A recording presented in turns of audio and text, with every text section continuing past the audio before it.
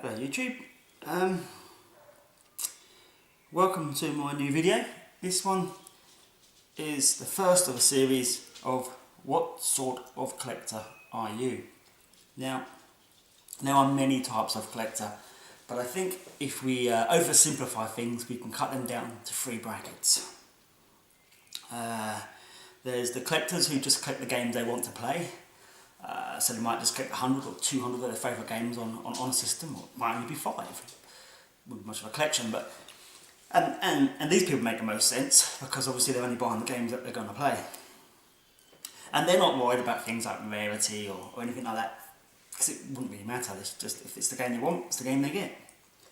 Then there's the full collector who collects one of everything, absolutely one of everything. And that's fine, and these people do worry about rarity because obviously they've got to get one of everything, and they tend to go for black label games. In the Xbox case, this is black label at the top there.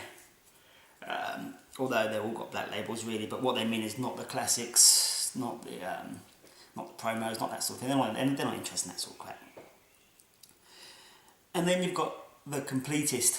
The complete full collector will collect one of absolutely every thing released, i.e. they'll collect both the black label and the classics version and the promo version and any special edition version and any box set versions or multi-pack versions. They will collect everything and anything.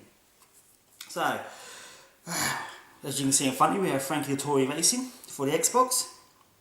It's a fairly rare game, so this is a nice example to use.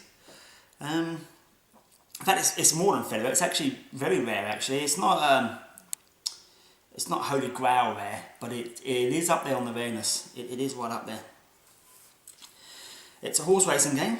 It's not a very good game as well. If you're into horses, it's okay, but if you've got no interest in horses, it's really not a very good game. To be honest with you, you'll have a lot more fun with most other games, to be honest. But it is rare, so that's the first thing.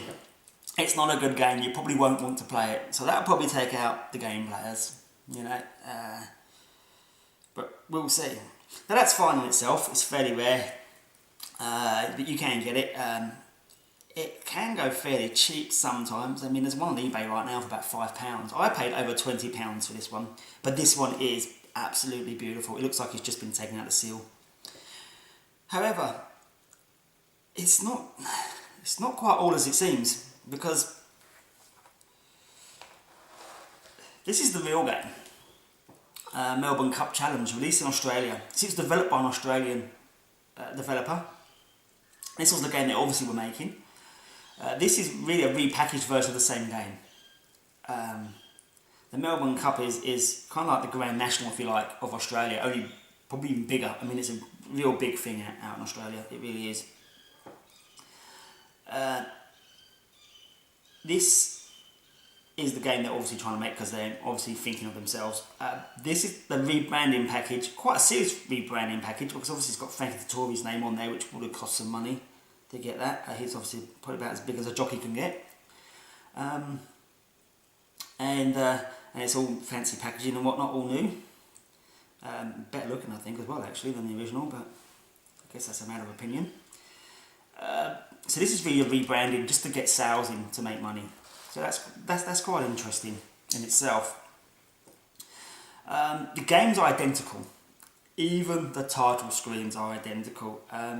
It's really quite shocking, actually. They couldn't be bothered to make a different title screen.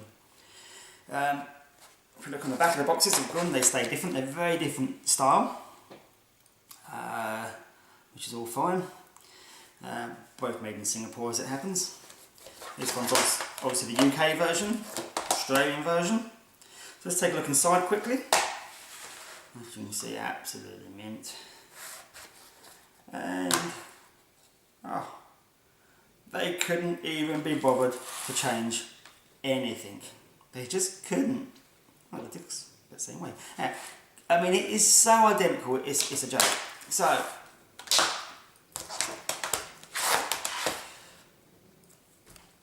do you collect just one version, or do you collect both versions?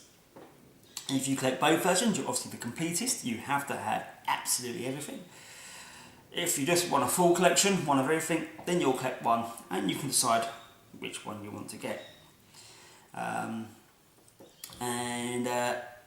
If you're just a game player, unless you're really into horses, you're probably not going to want any of them. So, what sort of collector are you?